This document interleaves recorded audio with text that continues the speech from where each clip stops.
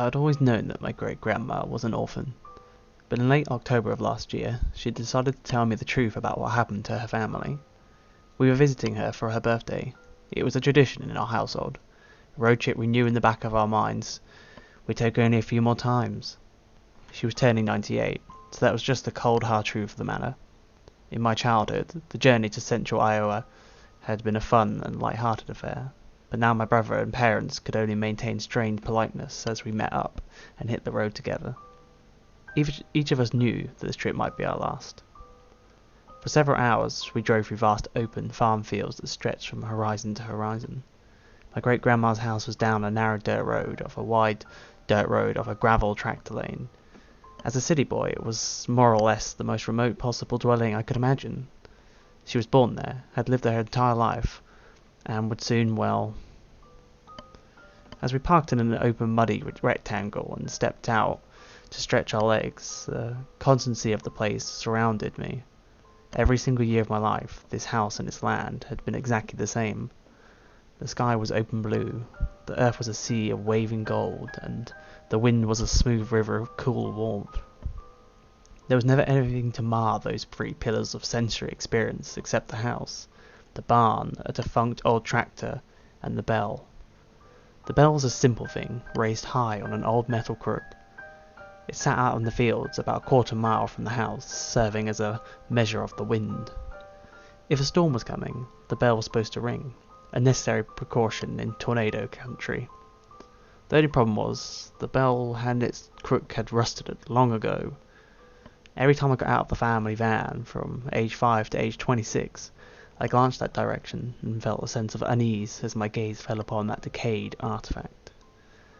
This time, at age 27, I looked over and saw that the bell had been scraped and polished clean of rust. It glinted in the sunlight, practically daring me to look at it. I followed my family inside, while struggling with a feeling of dread that I couldn't articulate. Who would clean the bell, and why?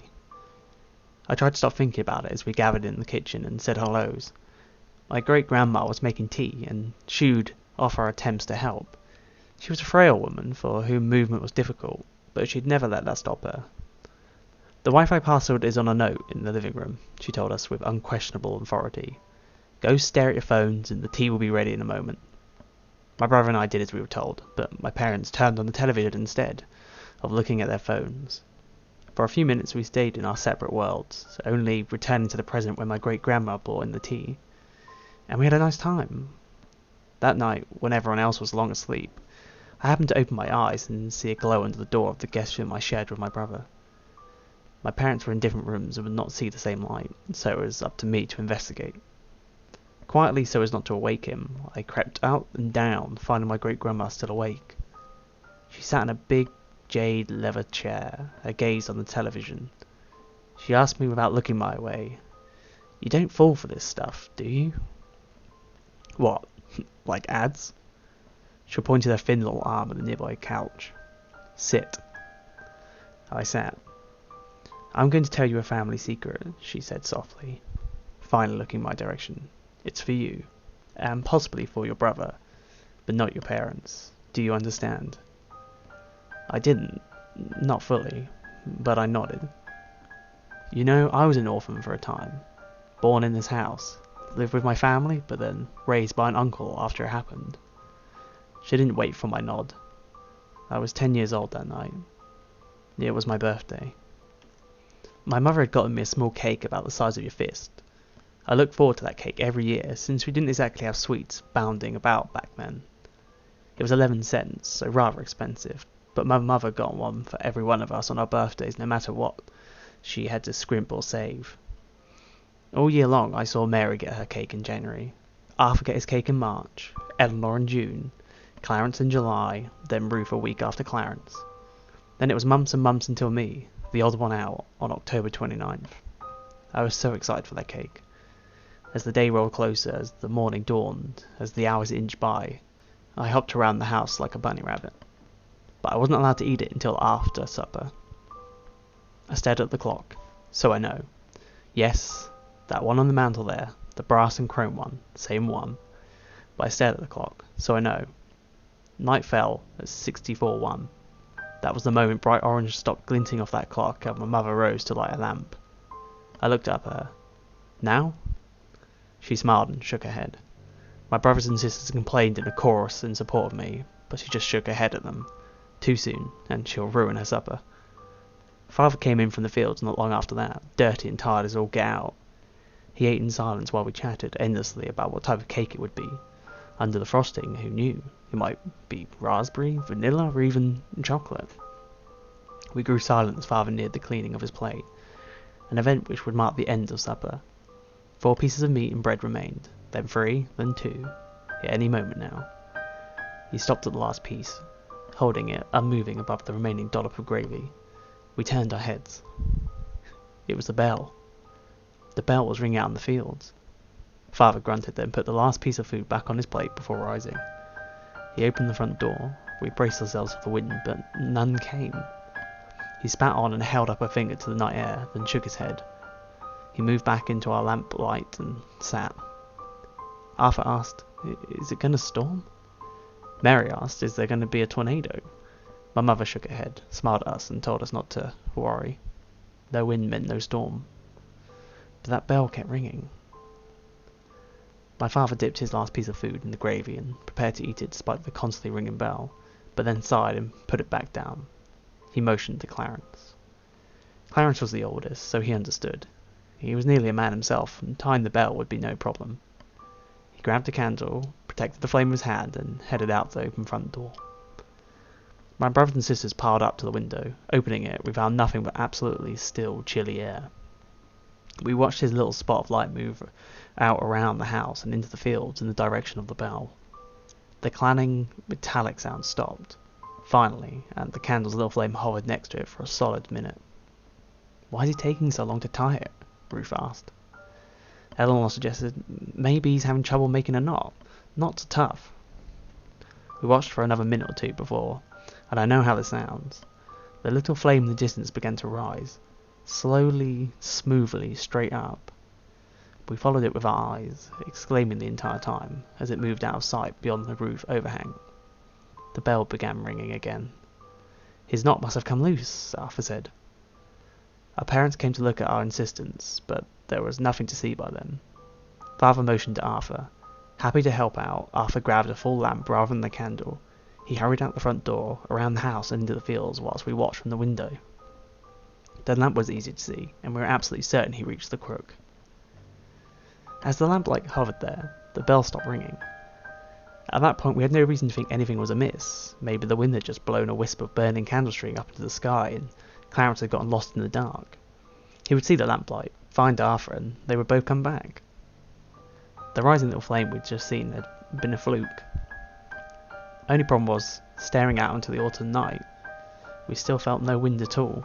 We stared at that unmoving light for a strangely long period of time. What was he doing out there? Was he calling for his brother? Why wouldn't he hear him? If so... Our parents looked away for a moment, and in that instant the lamp went out. We children bleated, but by that time they glanced back. There was nothing to see. There was only darkness. The bell began ringing again. My father began grumbling, but there was no more sun to send outside. He narrowed his eyes with thought, then handed Ruth, the oldest girl among us, our main lamp. Our mother laughed. "Ruth, be a dear and go find your silly brothers." Ruth was a little hesitant, but she accepted the lamp. Leaving us in darkness without it, she headed out around the house and into the fields. This lamp was brighter, and we could actually see her carrying a hand over her white pyjamas in a small lit halo. On the way there, she regularly called out, "Clarence? Arthur? You two lost?" About halfway to where the other 2 lights had stopped, her calls went instantly silent mid-sentence. "Clarence? It wasn't that she'd given up yelling. The sound reaching us had simply stopped completely. We could still hear her carrying the lamp, still see her hand in pyjamas, still see her turning this way and that. She even raised the house lamp near her face, and we saw her shouting into the darkness. We just didn't hear anything. Nothing except the constantly clanging bell, growing faster in pace and louder in urgency. Mary, Eleanor and I looked up at our parents with fearful gazes. My father shook his head, speaking for the first time that night. "So there's wind out there after all. The air is like a river inside an ocean. It's moving fast out there, carrying her voice away. But we can't feel it here. Mother seemed worried, but she nodded and accepted that. We saw her accepting it, so we gulped and believed it, too. We all glued our eyes to that open window. Ruth reached the bell, and in that stronger light it entered our view, unmoving at the exact same time we heard it stop ringing. Ruth looked this way and that, clearly concerned. She seemed to silently yell a time or two before moving closer to the motionless bell. A half-tied rope hung from the crook, an indication that someone had attempted to tie it, but we couldn't see Clarence or Arthur anywhere near her.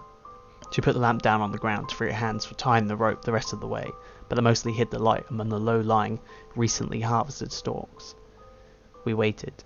Breaths held. The air held in my lungs started to burn. At long last we were forced to breathe again. Ruth's light continued to sit there, barely visible between the broken plants. "What's taking so long?" Mary asked. Eleanor said, "I hope she's all right." Father told us, "She's fine. Damn kids are just playing a game with us." Our mother nodded in agreement. "Eleanor, go fetch your sister, will you?" Eleanor shook her head. "No way, it's scary out there." "It's just a game. You're not playing a game with us too, are you?" "No," Eleanor gulped. "Then go get your sister and brothers. Tell them to come back in." It was pitch black out there, and almost the same inside with us, save for one lone candle. Trembling, Eleanor took out our last candle and crept out into the night, scooting along the side of the house to stay as close to us as possible. Shakily she called, "Ruth? Arthur? Clarence?